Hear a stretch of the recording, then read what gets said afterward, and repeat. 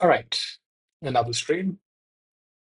Uh, yeah, I've been on vacation for a bit, so it's been a while since I did the last stream. So today we're going to be specifically talking about uh, Brainlift, which is a code generator, and I'll sort of get into that. I think we've sort of talked about this in the past, where we were exploring LLVM. We talked about things like a front end. This is in the compiler space where you've written your source code in any one of these languages. Then your compiler is actually sort of broken up into pieces. Each piece takes care of a particular part of the job. There's a front end, there's a mid end, there's a back end when we talk about LLVM. And then there's different kinds of front ends that you use to compile different types of source languages. Pretty much everything gets converted to an intermediate representation called LLVM IR. And then you do your optimization, and then you go ahead and invoke the backend to spit out the actual machine instructions for that particular target architecture. Similarly, Cranelift is a project by the same guys who started or sort of worked with WebAssembly, and prior to that with Rust. The same set of folks are now working on building an actual code generator. So far, when we talk about Rust and we talk about the Rust compiler, we're pretty much talking about the front end. The stuff that we talked about in the past, where is that? Yeah, I said, the Rust source file is converted into, goes through these transformations before it gets to LLVMIR, which is the default backend that we use today. There's also, we talked about, GCC building one, but that's not ready yet. And then the other one is Cranelift, where it's a backend or a code generator that's completely written in Rust.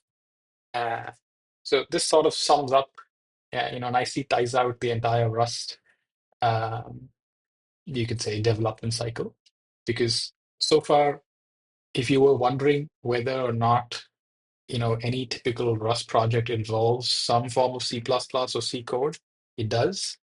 Because if you actually end up compiling it, the compiler itself is going to be, you're going to be using one that's written in C++, which is LLVM, which is the default one. So Cranelift is primarily a project, as the authors say. It's you know, um, it's a bytecode alliance project. Bytecode alliance again is the one that manages the whole WebAssembly thing. But a byproduct, or rather, uh, another line of work that's also happening is to take this Cranelift, code generator, and use it as what's called an experimental backend for the Rust compiler. So rustc, the front end, can now use Cranelift, the backend, to basically emit binary code for a specific target architecture. And that's kind of what I wanted to talk about today, because we've been talking about a lot of uh, the compiler, the compiler space. And so I want to talk about this particular project. Um, well, we'll at least get to a part where, we understand how Cranelift is built, how does it go forward, like what are its goals, etc. But maybe the goals and a more, a more deeper dive will probably do it in the next part, because, as I keep saying, I want to keep these streams as small as I can, so that, there's enough information in each episode, you might say. But anyway, that's Cranelift. So if you looked at Cranelift, I mean, if you just read their documentation, currently there's support for 4 different platforms. That means Cranelift can produce assembly instructions or machine code for these 4 different architectures. That's x86 64-bit, ARM 64-bit, and IBM Z architecture, and RISC-V 64. So yeah, I mean that's exactly why you'd also call it a retargetable, you know, uh, code generator, because essentially you could uh, sort of take any other language, not just Rust, and build a front end that will produce crane lift IR, and then it goes through the entire process. And then you can also add your own backend. That's the whole modular design of compilers that I believe LLVM pioneered. And uh, you know, crane lift is also using the same, you can say, design. At least the overarching design. Nothing about crane lift looks like LLVM. Uh, we'll get to the parts where the similarities are and when the dissimilarities are, but that's in terms of the overarching design, it's pretty much similar. You got a front end, you got a mid end, and you got a back end, and that flow continues through. So um, yeah, I mean, if you were to look at it, they're also not making tall claims, etc., saying we're going to be the best, etc. But currently, I'm not sure if this is current because this has been there for a while, if I'm correct. I think somebody should do a better test to see where we stand today. But apparently, CraneLift generates code that runs at least 2% slower than V8 and 14% slower than LLVM and LLVM-based systems. So yeah, that was a while back, and there's a paper published for it as well. But there's also very interesting reasons as to why you'd like to use Rust, etc., for compiler backends.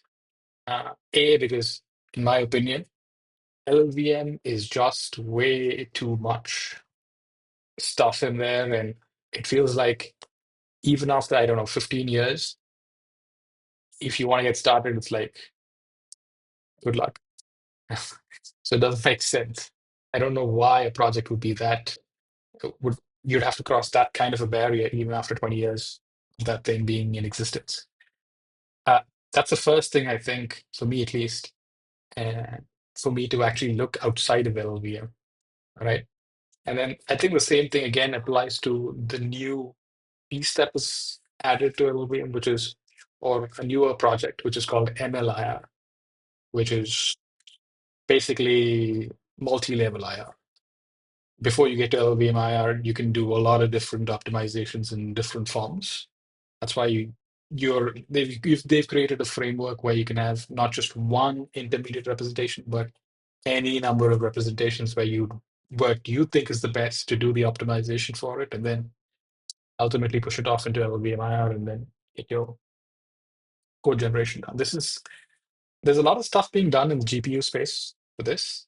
I'm not too sure how far that's going to go, but again, it's still tied very much into the LLVM ecosystem, and I necessarily don't think that that's a good thing, right? There's, I think uh, it's time, or rather, it's the need of the hour is you really want to start working with compilers and compiler technology. You want to make it a lot more easier to work with it, as easy as programming languages have made working with programming languages. Compilers should also sort of adopt that strategy, uh, because a lot of the work is now moving into the compilers, considering compute moving out of or rather moving out of CPUs, a lot of specialized hardware uh, being made, accelerators and stuff, not just stuff like GPUs or neural processors, etc., but also things like crypto accelerators and a whole bunch of other things in between. And eventually, you get to a point where I want to support I want to use this particular hardware extension. I want to use this particular uh, instruction set, these sets of instructions in this architecture that were newly added. I want to optimize the way my code is actually generated. All of this stuff you tend to fall through into to the compiler itself. And if the barrier to compile engineering is so high, and it's a lost opportunity, in my guess. I think in some form or way, Crane Lift at least considering its age and where it is, I think it's in a good space. Anyway, all that analysis aside, let's look at what CraneLift uh, helps us do. There's a lot of stuff that CraneLift's investing in. It's formal verification, stuff like that. We're not going to get into all of that right away, maybe sometime later, from a security standpoint. But effectively, I just wanted to talk about, a couple of things. So I made a couple of notes. So the first thing is we cover this. Right now, you have a Rust backend that you have a complete Rust toolchain that uses only Rust to produce binary code, all the way from the source language to the binary uh, executable or whatever you want to call it. And as I said, CraneLift the IR. You can also, if anybody's working on other languages wants to use the CraneLift IR, they could do the same thing. It's very similar to LLVM IR in many ways, and there's some distinctions. I guess the best place to sort of look at that is to go into the documentation and simply go to docs and look at the IR reference. It's a pretty good starting point, I'd say. I mean, we'd certainly get, uh, go far in terms of reading the source code as well. It is again the same thing. The IR has two forms. There's an in-memory representation. That means you can actually have the way you look at this in memory. And then there's a textual format. And that's kind of what we generally look at whenever we want to work with any form of IR. And yeah, this documentation sort of says, okay, let's see a simple C function. As I said, it's not just Rust. You could pretty much take any language, put a front end in front of it, and then produce CraneLift IR. And then you can take that forward and do, the entire pipeline. So if you were to take this function called average and sort of compile that down to CraneLift IR, this is what it looked like. So you can clearly see there's things like types. There's what we call, this is what we call in the compiler terminology, I believe this is called, we have something called a control flow graph, in which is made up of blocks of code or instructions. Each block is one unit in the sense that there are no branches, there are no jumps within that block. So at the end of the block, you actually have a branch or a jump or whatever it is, but each block is a sequence of instructions that have no uh, control changing instructions, except for the last one. That's blocks. And then you got stuff like, the IR has its own, what you called, I just call them operations. These are this is very similar to any standard instruction set architecture. For example, let me just see this. You've got an IAD over here. This could be directly mapped to an add instruction in any kind of architecture. Right? We'll look at that. So this is what the IR looks like. And then the first thing let me just go back to my notes here. You'll see that each function is a unit, is compiled individually in CraneLift. So I'll actually show you an example as well. So each function is compiled individually, and then it uses the SSA form. What that means is single static assignment, right? Yeah. So single static assignment basically means a value that you have when it's assigned to a label, that's it. You don't reassign it ever. You tend to, you can reuse the same label again, but you don't ever reassign a value with another value. So effectively you removed mutation, I believe. So single static assignment exists in compilers primarily because of the way you can reason about code. It makes things a lot easier. Uh, and then, yeah, this part where CraneLift's front end. So if you were to, so this is the CraneLift project. I mean, I've cloned it, so it's got everything in there.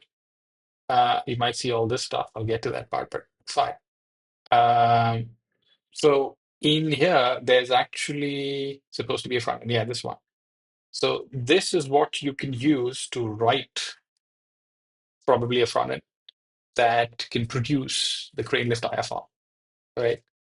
So I guess that's what, yeah, it contains utilities for translating programs containing multiple assignments to same variables into SSA form for Cranelift. So yeah, basically it's uh, some set of tools that you have if you're planning on writing a front end for some source language. You'd probably use this. And then the other thing, the most important one is Cranelist IR. So if you see that, um, you should be, yeah, this project tends to yeah, be very confusing, but let me see if I can find it. Yeah, so this is the IR part. So Cranelift's IR, you want to parse it, you want to read through it, you want to do a lot of stuff. The implementation is right here. Obviously, we're not going to go through all of that. But anyway, the interesting thing is, as you already saw here, which is you saw here, there's types, right? I already mentioned about single static assignment. Uh, the kinds of types that you'll see are things like integer types, floating point types. There's a SIMD type. We'll get to that maybe later again. And then there's memory instructions for loading and storing stuff for accessing memory, basically. That's also something that you got, which is, you can see that over here. Load, compare, all the stuff. I mean, we're not going to go through each one of them. You can look at the reference guide and get more details about that. Uh, and then you would be able to create a control flow graph for this. So let's get to, I mean, rather than talk about this abstractly, just look at this in a different form, which is, let me just quickly check. Yeah. So wait a minute. Yeah, it's fine. So I just wanted to check if I'm recording because just giving me a sign over there. Anyway, so if I just go to my code editor and I move to, so I've done this, I've been obviously exploring this. So I wrote a simple Rust function. It's got a main and it simply calls test. So in this case, test effectively is a function that you call. I've annotated it with the no-mangle directive so that you'll see why that is sort of useful over here. But what I can do is I can simply go ahead and run this. So rustc clif is something that, so I forgot to mention one thing. This is the actual Cranelift repository. It's part of what's that? Yeah, it's part of the wasmtime directory. Wasmtime is a runtime for the for WebAssembly. It's one of the runtimes. It's actually the main one by the Bytecode Alliance team. They maintain Cranelift as well because it's primarily used for that. But I also mentioned that there's an attempt to build a backend for the Rust compiler, right? So you can actually look at that. I believe they mentioned that. Yeah, right. Yeah. So they mentioned that here. So you can go ahead and clone this repo, but it's actually forked from the Rust lang repo itself. So let's just go there. So this is the code generator, Cranelift. This is specifically for the Rust compiler. So you can clone this repo, and then when you follow the compilation instructions, etc., you'd be able to find what it's called. Basically, you'd be able to create. Actually, I think let's pull this up because I've already done all of this. Where's I? So, no, let me go back.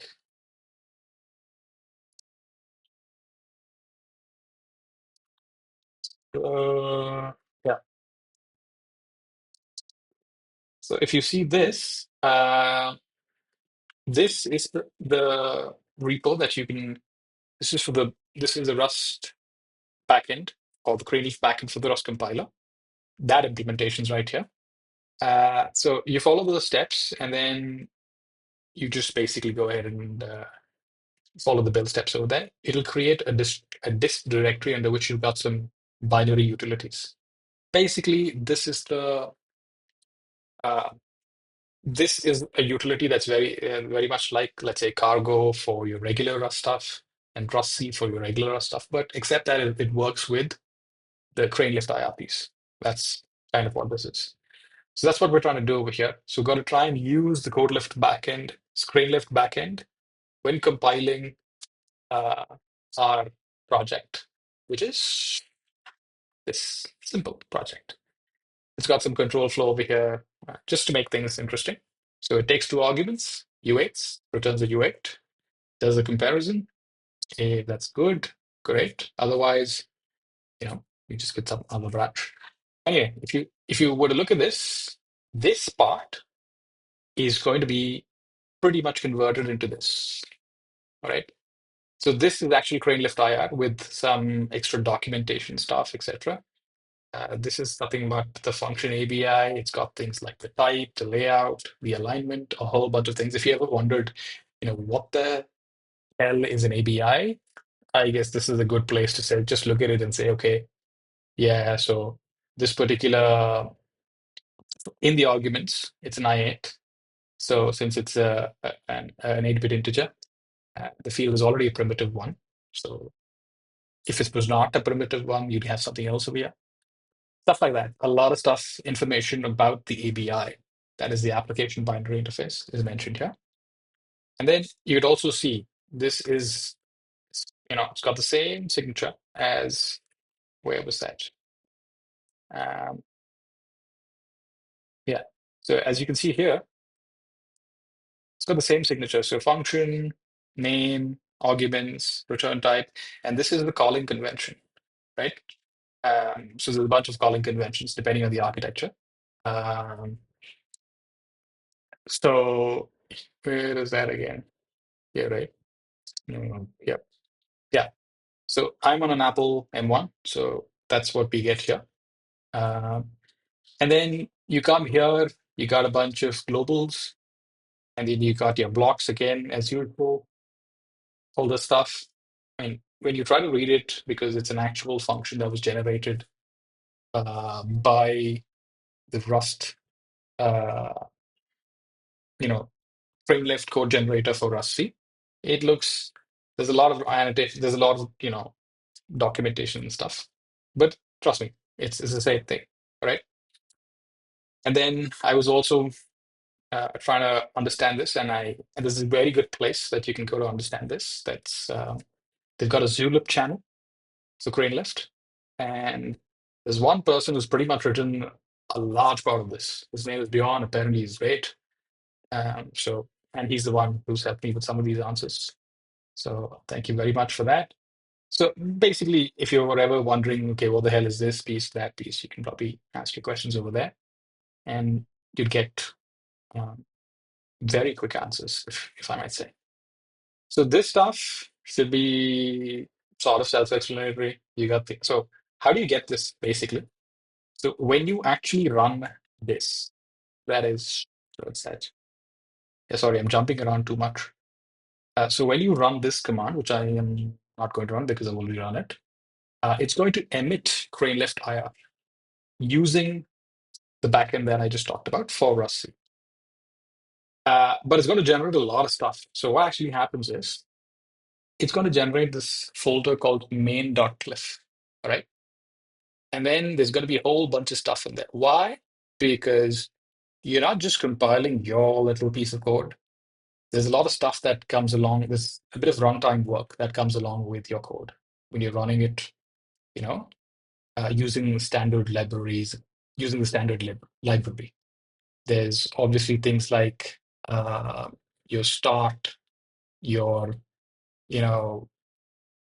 if you were to ever panic, what should happen, all that kind of code is also in here. But the reason I put the no angle is because I can simply get this part. This is specifically for the um, the test function. So this particular function, it's specifically for that. So you always get three things whenever you run that command. which is whenever you use clif rustc, this thing should have changed. I think you should probably put in a word where it should not say emit LLVM IR because we are not emitting LLVM IR. We are emitting clif IR. So it should probably say that. Anyway, so it emits clif IR. And specifically, I want to see this. This is the optimized version. This is the unoptimized version, which is what you're looking at. And this is the virtual um, register code because this is after allocation stuff. So let me see if I got that right. So I made notes over here. Yeah. See, the unoptimized cliff file contains whatever you just got, which is the unoptimized version. The optimized version is the result of optimizing that IR. And then V code is IR right before Cranelift emits machine code, which means the register allocation is done, everything is done. That's why you see, I think you actually see actual instructions for the architecture. So it's basically binary code emission right after this, and nothing else left. And that's sort of what you get when you work with the specific backend for Cranelift. So that's one part that I wanted to cover. So firstly, if you were to take a simple piece of Rust code and then put it through Cranelift, what do you get? You get that, right? And all of these are instructions or rather directives for how the compilation should proceed. Like, what is your optimization level? What is your thread local storage model? Register allocation checker, lots of stuff. These are basically binaries, either 0, 1, 0, 1, etc. And then some things can actually have like the probe stack. You can pretty much set the size of that, etc. Anyway, a lot of stuff that can be enabled, things like specter mitigation, all of that. All of this is very specific to the compilation process. It's not, very specific to the IR itself. But since we're focused on that, we look at that. Now, once we're done with that, what happens? Like, where do we go from here? So we're able to see some Rust code. We're able to see, what the equivalent Cranelift IR is for that piece of Rust code, and what it sort of looks like, and the basic pieces, right? So what happens after this? A high-level overview. Let's look at that. What happens? What must happen for us to go from? So we went from source code to Cranelift IR, but what must happen for us to go from Cranelift IR all the way to binary code? These are the steps. You've got legalization, and then you've got uh, the mid-end optimizer that I've talked about, which uses egraphs and then uses what's called IL. I'll sort of cover that because that's a little too, it'd be a little too early to cover that right now. It's not, it's not extraordinarily, something that would just skip your mind or something that's very difficult to understand. It's pretty simple stuff. And then once you've done the mid-level optimization thing, then you lower it to the virtual register code that is backend specific stuff. Again, the rules are written in IR. Then finally, you do register allocation and then binary emission. So the register allocation piece is something that we covered last, where your IR generally assumes that I have infinite number of registers. So it's the IR you can think of the IR as something that represents an abstract machine, which has like an infinite number of registers. But in truth, real machines don't have that many.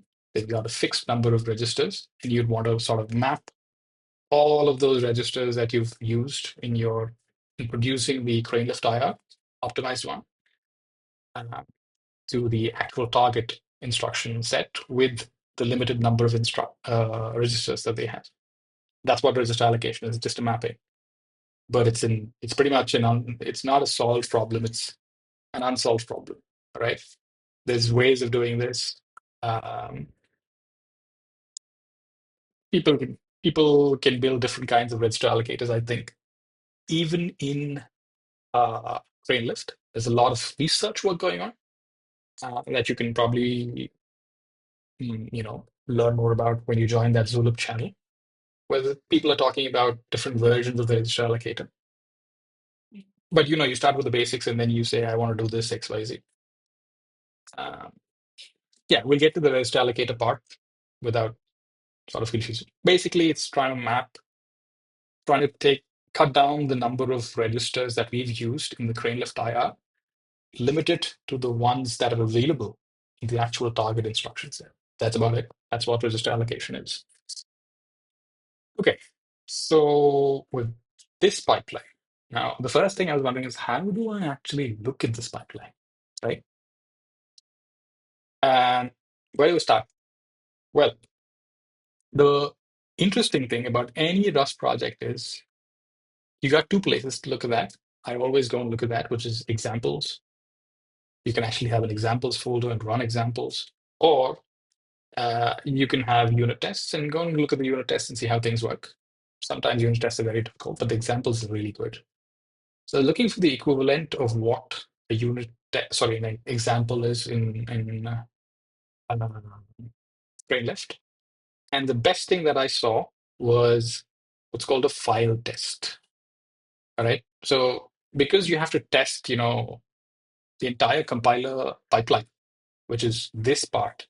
How does legalization interact with the mid-end rewrites? How does this interact with this? Blah, blah, blah. There's a lot of stuff in that pipeline that interacts with each other. So actually working with just unit tests is not going to really get you too far, right? So you want to keep testing the pipeline whenever you make changes. And there's a way to do this. So apparently, Cranelift provides file tests, which as the README says, where's that? Um, Actually, not this. Let me look at this. Yeah, this one. So if I was to see this, testing Cranelift, so you can actually test Cranelift at multiple levels, depending on, let's say, which part of the pipeline you're in. You want to test that, whether you're producing the right legalization. Legalization, again, is a process where we're saying, uh, I made a note of this, where is that? Yeah, the instructions, the IR instructions, the IR may contain instructions that are not necessarily available in the target instruction set. So have you done that work of looking up the instructions that you have in your IR versus the ones that are actually legal for a target machine? So that needs to happen. And that's what legalization is. And so there's a way to sort of check for legalization and all of that. You can sort of look at all this. All that's fine. Uh, but I'm just saying that if you want to test at multiple levels of the pipeline, you can do so. And that's what we use file tests for. So the documentation is it's good. I wouldn't say it's the best because still there's a lot of work going on, I believe. And that's exactly why I thought I put a video together, primarily for future reference, so that I can keep working on this and understand more parts and see how I can maybe contribute or maybe take some pieces and do something that I'm working on. So yeah, not just simply learning this for fun, but yeah, some ideas that I cannot discuss are being worked upon. Anyway, so rather than look at it this way, so basically the way you work with file tests is um, in Cranelift. So if you go to the repository and you actually look at it, which is file tests, you would normally see that the way this thing works, the Cranelift repo itself, is uh, in the main section, you will find clif-util, right? This is pretty much the entry point, actually. If you want to work with Cranelift and test and work and understand things like that, this is the place that you would want to go to. So it provides clif-util, which is nothing but a Cranelift code generator utility. So like we just created, some Cranelift IR, if we were to give it to this code generator utility, it'll actually produce the necessary binary code for that particular target. Now, that's exactly what we were looking for. How do we test the entire pipeline? How do we learn more about it? So what you need to do is you need to run clif-util and the command, and then this list of commands available. Because clif-util is written with flap. Flap is a crate in Rust, which makes writing command line utilities very, very easy, right? So if I simply did this, where I wanted to, what's that? I'll get to all these things, but so if I just, so I'm in the Cranelift repo, as you can see. And if I just run cargo run H, it's going to tell me, okay, here's what you can do. You can run a test. You can actually run the Cliff code and produce the actual, binary instructions. You could also do interpretation. I can also print the config. And then I can look at, what that looks like. So if I wanted to look at a control flow graph, as I told you, of all the blocks in a particular piece of code, I can do that. I can actually print it out, right? So all this stuff can be done. There's also super optimization is something that you want to focus on. Like you want to figure out which pieces of IR are good candidates to optimize the hell out of them so that you get maximum benefit. That's also something that you can work on. Anyway, so all this stuff is available to you, and that's where I would start. So the first thing I started looking for is what is the simplest example that I can take from file tests. So you've pretty much got all your test cliff files organized in this neat little manner. I'm not interested in anything else. I'm just interested in actual binary emission. So for my architecture, that's Arch 64.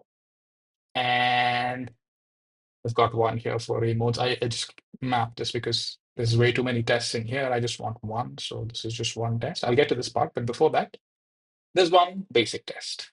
As you can see, the basic test is basically an add instruction. So you're trying to compile a function that takes two inputs and then produces an output, and then there's an addition operation that happens. That's about it. That's what you want to compile.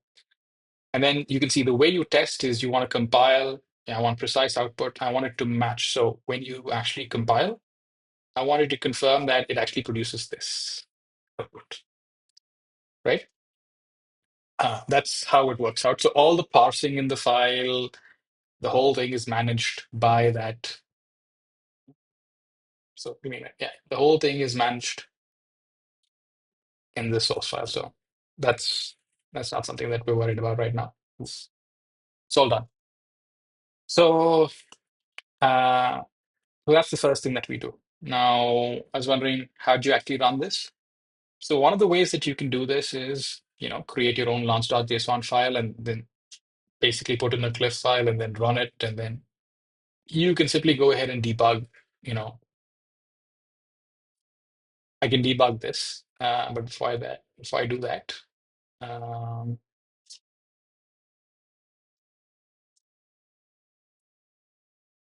just a minute. Yeah, I have a breakpoint. I'm just checking if I have a breakpoint. So I've already got this where I've created a launch.json file that will allow me to debug the entire flow or that particular cliff parsing and code generation part. So if I was to just stop that, this is dynamic analysis, and I need access for this. I don't know.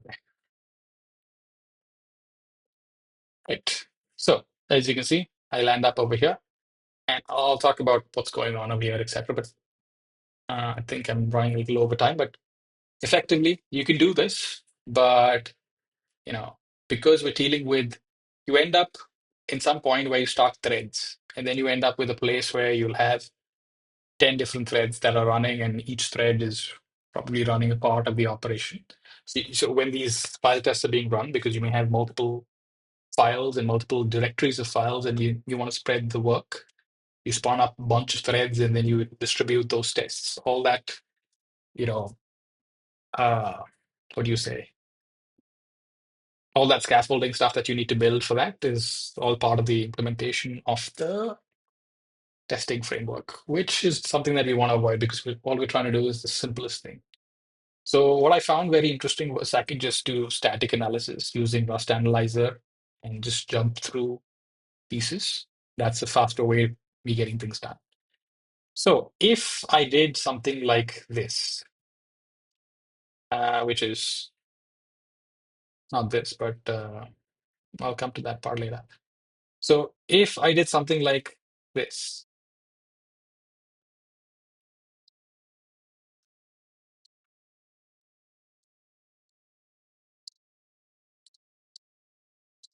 so if I did something like this, what would I get?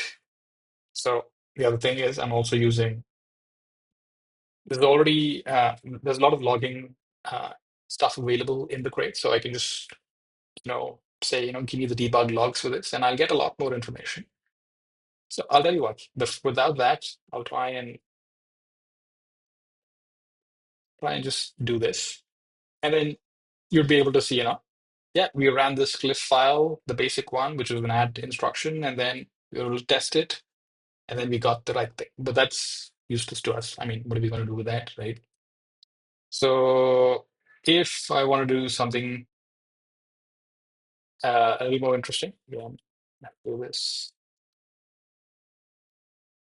So if I actually go ahead and apply debug, this is what's happening actually.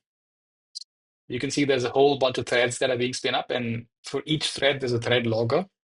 And then there's a lot of timing stuff that's enabled. And then you can clearly start seeing that we're going through parsing the textual IR, and then we're timing it. We're doing something called dominator tree analysis. A whole bunch of the entire pipeline is being captured over here. Something else also interesting is it can do a little better than this, in the sense that if I actually don't want to see all that timing information and I can't really make sense of it, I can do multi, I guess. Yeah. So actually, how does this work? Here's how it works. So if I did dash H, I'd be able to see that, I can print a lot more. Again, all of this courtesy clap, which is good. Uh, so if I did something like that, it pretty much can, okay, of course, I can tell, what the timing is, all of that's great. But all of the different passes that I went through, how much time I spent where, there's no dominator tree analysis that I need to do because there are no dominator tree in my simple clif-IR over there. So some of the stuff is zero. That's why. Uh, the stuff that you're working with are, so pretty much, I guess you will end up going through all of this. But in my case, it's just processing the test file, parsing it, then compilation of it, and then lowering that to virtual register code, and then register allocation. That's about what's happening over here. And I mentioned, okay, it looks like I'm overshooting my time. So the way I started working with this is uh, basically I looked at the older version of the implementation. I guess a bunch of things have changed. We've got, as I said, things like eGraphs and IL being used. Um, so IL is, okay, let's not confuse that. We'll get to IL and eGraphs later. But before that, to sum up for this particular stream, let me just say that, so when we run clif-util, we pretty much end up here. And then since we're running a test command, we'll invoke this branch, which is basically going to run a test for us. And these are the files, or these are the cliff files that, the slice of cliff files that we're going to be testing out. So we push them. All that stuff is great. But as I said, you spin up multiple threads to run them concurrently. And then once this is done, so here's where you're spinning up each worker thread to take care of your test. So forget about, how they communicate and how they let us know, they're done with the test, etc. There's just basically there's two channels that are created, and then thread gets hold of, the transmitter part of one, and it does the receiving. Yeah, we don't need to get into all that stuff. But effectively, what happens is then it starts running each job that's in a queue for it. So the thread looks at a queue, picks a job, runs it, and once it's done, it actually says I'm done with the job. That's what happens. So let's look at how it runs each job. Um, so I don't want to get into all the stuff, but basically the idea is it runs the target test that you want it to run. It does a bunch of checks before running that test because you need to do things like verification, a whole bunch of other things, which not very interesting. But anyway, when you run the target, that's where you get into the interesting part. So the subtest that you're going to run, for in our case, subtest is, where is that? For example, file tests, we were looking at ISA, Arch, and we were looking at basic, right? We're looking at this stuff. So this is actually the one that we were looking at. Uh, there's not a lot of stuff in here to compile this. It's going to be pretty straightforward, right? So if I were to look at that particular subtest, where is that? Right. So this is the subtest. The subtest is actually a trait that needs to be implemented by the things that are going to be running your tests. So when you actually run the test, here's where I can go ahead and look at who's implementing the subtest. In our case, I just want to look at the entire compilation flow. So I can look at this, and yeah, this is exactly where the entire piece takes place.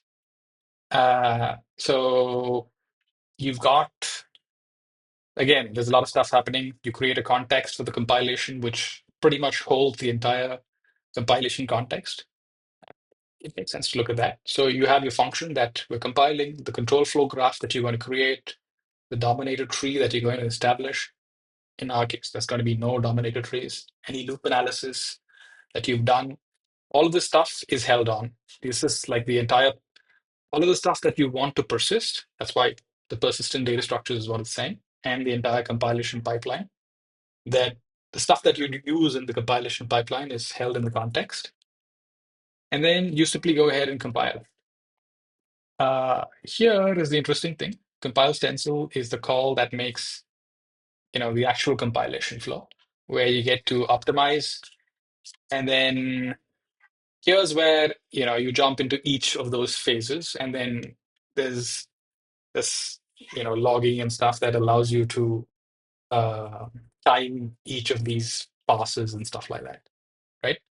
And then you can also see there's an egraph pass that happens over here. So ideally, what we need to do is jump into this stuff and see how it happens, what's happening at this level, so that you'd have a better idea of how Cranelift works. So that's the idea, at least for today, is to understand how Cranelift is sort of built, uh, the reason it exists, what Cranelift IR is, how do you produce Cranelift IR when using the Rust C backend that's the Cranelift backend for Rust C, and then roughly what is the IR made up of, and also how the implementation works when it comes to the testing framework, trying to understand a typical compilation pipeline for a very simple program like an add operation that you want to test,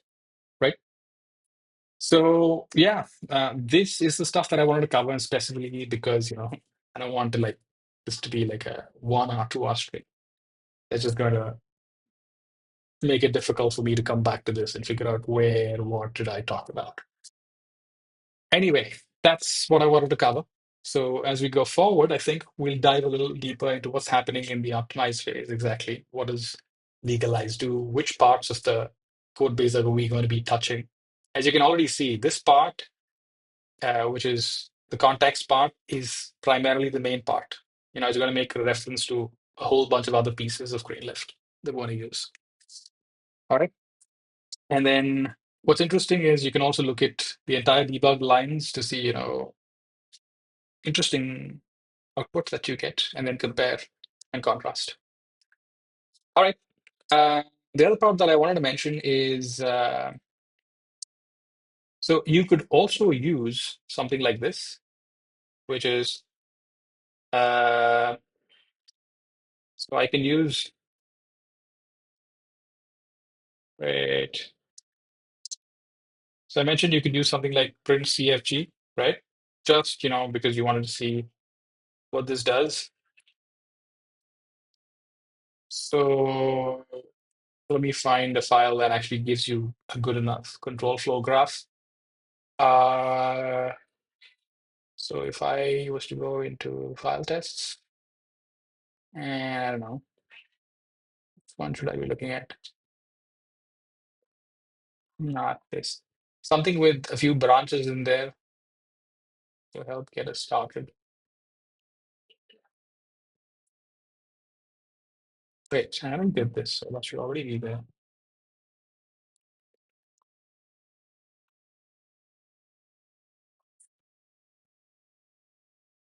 Yeah, I got this cold blocks thing. Again, it's got a bunch of branches, so let me show you the cold block stuff. What does that do? Yeah. So as you can see over here, there's actually two tests here. One is cold annotation, no cold annotation. Forget about what it actually does, but there is a branch, okay? And there's a bunch of blocks that you can look at. So if I did this, I'd actually get the what you'd call the dot format that you want for visualizing. You could use this to visualize the control flow graph. That's what print CFG actually means. The way I do it is I simply go and look at a GraphViz online parser and simply put that in there, and I get that, right? By the way, this parser doesn't do a lot. Wait a minute. Oh boy. So I've just taken one of them because there are two tests in there. Taken one of them. This is kind of what you'd end up with. I mean, if you really want to visualize exactly what happened, rather than read line by line, and if you're this is going to be useful. Trust me. So yeah, this stuff is all available. So this is the stuff that I use to get started. Uh, yeah, that's about it. I guess I pretty much overshot. But anyway, thank you. Have a good day.